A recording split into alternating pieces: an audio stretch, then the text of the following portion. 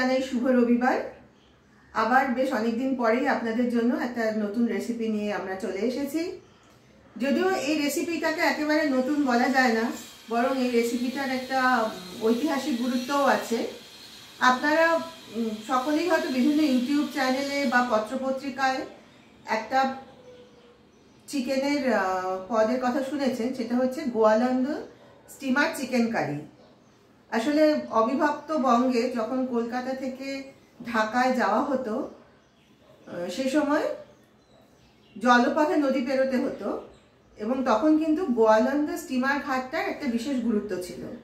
এবং গোয়ালন্দ স্টিমার ঘাটে স্টিমারের মাঝিমাল্লারা এই বিশেষ পদটা রান্না করতেন এবং তারা স্টিমারে ডেকে বসে যখন রান্না করতেন তার সুঘ্রাণ নাকি ছড়িয়ে পড়তো চারিদিকে। সেই জন্য এই পদটা গোয়ালন্দ স্টিমার চিকেন কারি হিসেবেই পরিচিত হয়েছে। তবে আমি যে রান্নাটা করব সেটাকে আমি ঠিক অথেন্টিকভাবে এই পদটা হিসেবে দাবি করব না, কারণ আমি বিভিন্ন চ্যানেলে এই পদটা রান্না করতে দেখেছি এবং সবারই কিন্তু রান্নার পদ্ধতির মধ্যে কিছু কিছু তফাৎ আছে এবং কোনটা যে অথেন্টিক সেটা আমার নিজেরও জানা নেই, কারণ আমি তো আর সেই সময় অরিজিনাল সেই পদটা কখনো খাওয়ার সুযোগ পাইনি। তাই আমি বলতে পারি যে এই পদটা থেকে অনুপ্রাণিত হয়ে আমি আমার মতো করে আজকে একটা নতুন চিকেনের রেসিপি রান্না করব। তাহলে চলুন শুরু করা যাক। এখানে আমি নিয়েছি দেশি মুরগি। এখানে 750 থেকে 800 গ্রাম মতো মুরগি আছে। আসলে যখনকার রান্নাটা আমি করছি সে সময় তো দেশি মুরগি খাওয়ার চল ছিল, পোলট্রি বা এই ব্রয়লার মুরগি তো তখন পাওয়া যেত না। সেজন্য আমিও আজ দেশি মুরগির মাংস দিয়ে এই রান্নাটা ট্রাই করছি। তাহলে প্রথমে আমি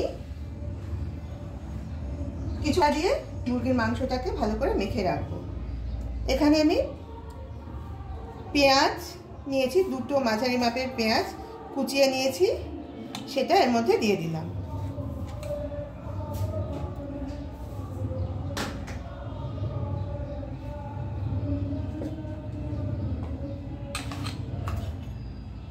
দিয়ে দিলাম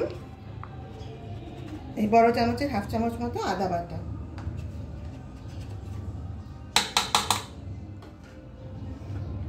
কিছু রসুন আমি এভাবে থেতো করে রেখেছিলাম, সেটাও এর মধ্যে দিয়ে দিচ্ছি।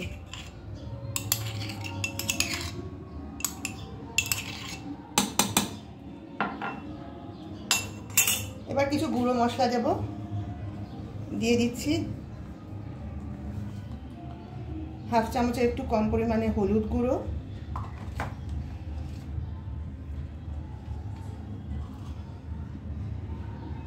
দিয়ে দিলাম হাফ চামচ ধনে গুঁড়ো। এবার দিচ্ছি জিরে গুঁড়ো, হাফ চামচ মতো জিরে গুঁড়ো দিলাম।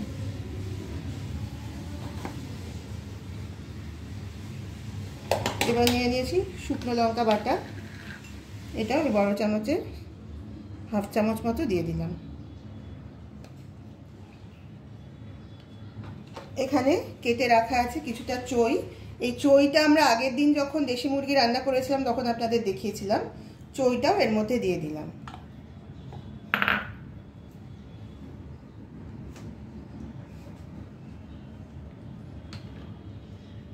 এবার এর মধ্যে দিয়ে দিচ্ছি আন্দাজ মতো সর্ষের তেল।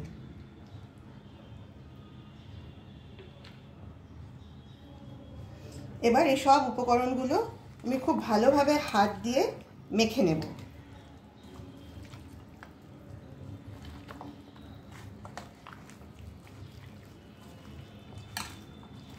এইভাবে আমি সব উপকরণগুলো ভালোভাবে মেখে রাখলাম। এইভাবে চিকেনটা আধ ঘন্টা মতো ম্যারিনেট করব। একটা ঢাকা দিয়ে রেখে দিলাম। এখানে একটা মিক্সির বাটিতে আমি নিয়ে নিয়েছি কিছুটা চিংড়ি মাছ। এখানে 250 চিংড়ি মাছ ছিল, সেটা বেছে এই পরিমাণ হয়েছে। আমি এই চিংড়ি মাছটা মিক্সিতে বেটে নেব। এই যে চিংড়ি মাছটা আমার বাটা হয়ে গেছে।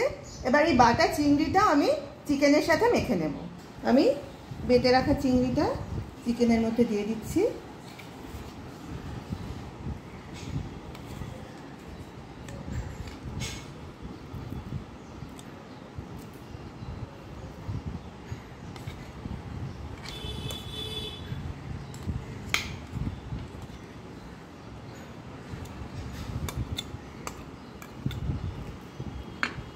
এবার এই চিংড়ি বাটাটাও আমি চিকেনের সাথে ভালোভাবে মেখে নেব।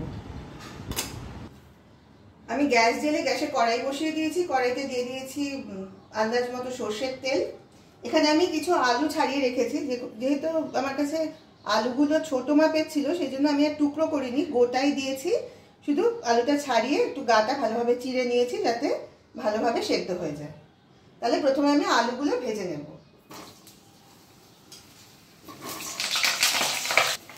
আলুটা ভাজার সময় আমি দিয়ে দিচ্ছি ছোটো চামচের হাফ চামচ মতো নুন আর সামান্য পরিমাণ হলুদ গুঁড়ো। এবার নুন হলুদটা ভালোভাবে আলু গায়ে মাখিয়ে নিয়ে আলুগুলো আমি একটু ভালোভাবে ভেজে নেব।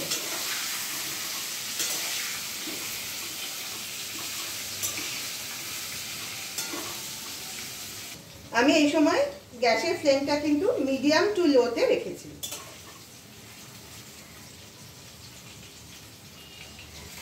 আমার আলুগুলো কিন্তু ভাজা হয়ে গেছে। এবার আমি ভাজা আলুগুলো একটা প্লেটের মধ্যে তুলে নিচ্ছি।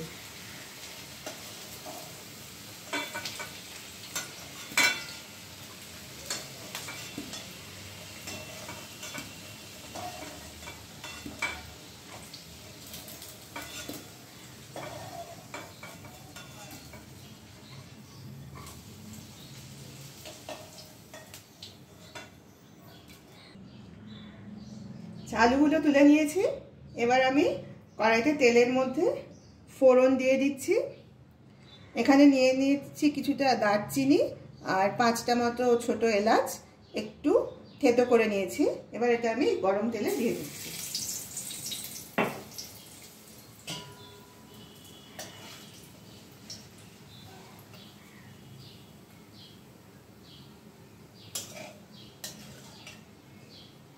এক মিনিট মতো ফোড়নটা নাড়াচাড়া করে নিচ্ছি। এবার আমি এই ম্যারিনেট করা মুরগির মাংসটা কড়াইয়ের মধ্যে দিয়ে দিচ্ছি।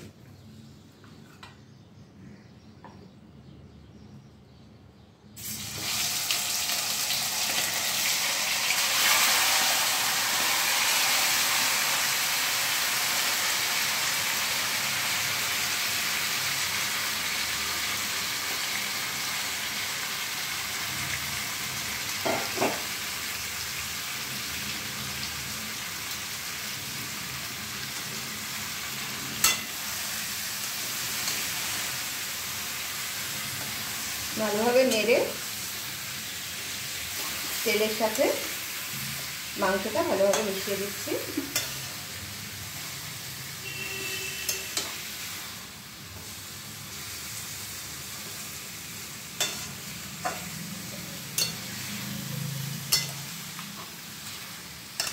প্রথমে 5 মিনিট মতো আমি কষিয়ে নেব, তারপরে আলুগুলো এর মধ্যে দিয়ে একসঙ্গে কষাবো। 5 মিনিট মতো মাংসটা কষানো হয়ে গেছে। এবার আমি আলুটা এর সাথে যোগ করে দিলাম।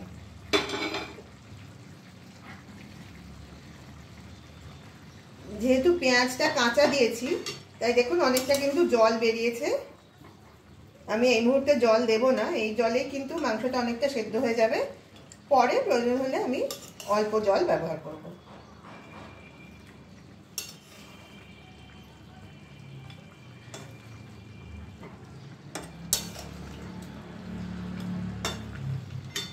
এবার কড়াইটা ঢাকা দিয়ে রাখছি।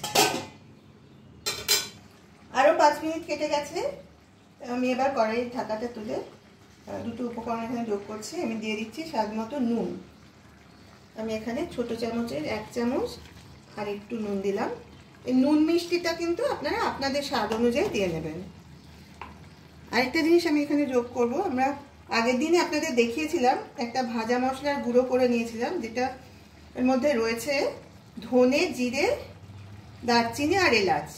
এই 4টে জিনিস আমরা শুকনো তাওয়ায় একটু ড্রাই রোস্ট করে নিয়ে তারপর গুঁড়ো করে রেখেছিলাম। সেই মশলাটা আমি এই ছোট চামচের 2 চামচ মতো এখানে দিয়ে দিলাম।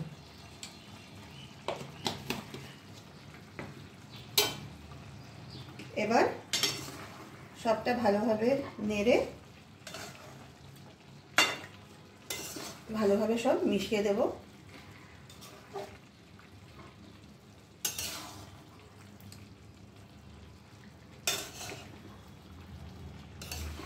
মাংস আর পেঁয়াজ থেকে যা জল ছেড়েছে তাতেই কিন্তু মাংসটা মোটামুটি সেদ্ধ হয়ে যাবে। তবে আমি আরেকটু পরে সামান্য পরিমাণে গরম জল এখানে যোগ করব, কারণ আমি মাংসটা কিন্তু খুব কষা কষা রাখবো না, একটু পাতলা ঝোলই রাখবো, সেই জন্যই একটু জল যোগ করতে হবে। তবে সেটা একটু পরে করব। চিকেনটা কষানো হয়ে গেছে, চিকেন থেকে কিন্তু ভালোভাবেই তেলটাও ছেড়ে গেছে। এবার আমি গরম করে রাখা একটু জল দিয়ে দিলাম কড়াইতে।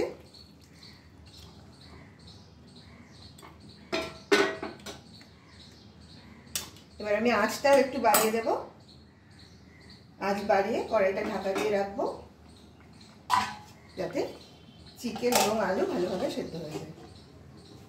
আরও প্রায় 10 মিনিট পেরিয়ে গেছে। আমি এবার কড়াইয়ের ঢাকাটা সরিয়ে নিচ্ছি। আশা করি চিকেনটা সেদ্ধ হয়ে গেছে। হ্যাঁ, চিকেনটা সেদ্ধ হয়ে গেছে, আলুও সেদ্ধ হয়ে গেছে। আমি কিন্তু এখানে আলাদা করে গরম মশলা যোগ করব না, কারণ আমরা যে ভাজা মশলাটা ব্যবহার করেছিলাম তার মধ্যে আপনাদের আমি আগেই বলেছি দারচিনি, এলাচ, ধনে, জিরে সবটাই ছিল, সেই জন্য আলাদা করে আর কিন্তু আমি গরম মশলা এখানে অ্যাড করলাম না।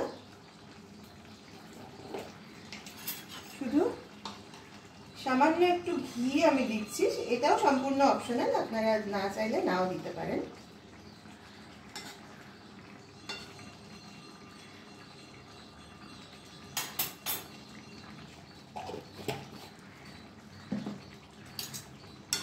ঘিটা আমি মিশিয়ে দিলাম ঝোলের সাথে। ব্যাস, আমার আজকে রান্না কিন্তু একদম রেডি। আমি গ্যাসের ফ্লেমটা অফ করে দিলাম। তাহলে আমার কিন্তু রান্নার এরকম লুকটা এসছে। তাহলে আপনারা দেখলেন আমার আজকের এই ইউনিক চিকেন রেসিপি। এটা রান্নাটা করা খুবই সহজ এবং স্বাদে গন্ধে কিন্তু এটা মানে খুবই অসাধারণ হবে। যে কোনো ছুটির দিনে আপনারা অবশ্যই একবার এইভাবে ট্রাই করবেন।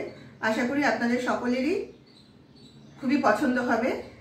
আর সবাইকে অনুরোধ করব আপনারা প্লিজ ভিডিওটা স্কিপ করে দেখবেন না, সম্পূর্ণ ভিডিওটা দেখবেন। কারণ যদি স্কিপ করে দেখেন তাহলে হয়তো বা কিছু উপকরণ বাদ চলে যাবে, সেক্ষেত্রে কিন্তু আপনারা এই রান্নার সঠিক টেস্টটা পাবেন না। যারা তিন দিদি হেসেল ইউটিউব চ্যানেল থেকে আমাদের আজকের এই ভিডিওটা দেখছেন তাদের সবাইকে অনুরোধ করছি আপনারা প্লিজ আমাদের এই চ্যানেলটাকে সাবস্ক্রাইব করুন এবং পাশের বেল আইকনটাকে প্রেস করে দিন, যাতে আমরা যখনই এই চ্যানেলে কোনো নতুন ভিডিও আপলোড করব তার নোটিফিকেশন আপনাদের কাছে পৌঁছে যাবে। আর যারা ফেসবুকে তিন দিদির হেসেল এই পেজ থেকে আমাদের ভিডিও দেখছেন তাদের সবাইকে অনুরোধ করছি আপনারা প্লিজ আমাদের তিন দিদির হেসেল পেজটাকে ফলো করুন এবং অবশ্যই সকলে লাইক, কমেন্ট আর শেয়ার দিয়ে আমাদের সাথে থাকুন। আজ তাহলে এই পর্যন্তই। সবাই ভালো থাকবেন। আবার খুব শিগগির আপনাদের সঙ্গে দেখা হবে একটা নতুন ভিডিও নিয়ে। আজ তাহলে আসি, নমস্কার।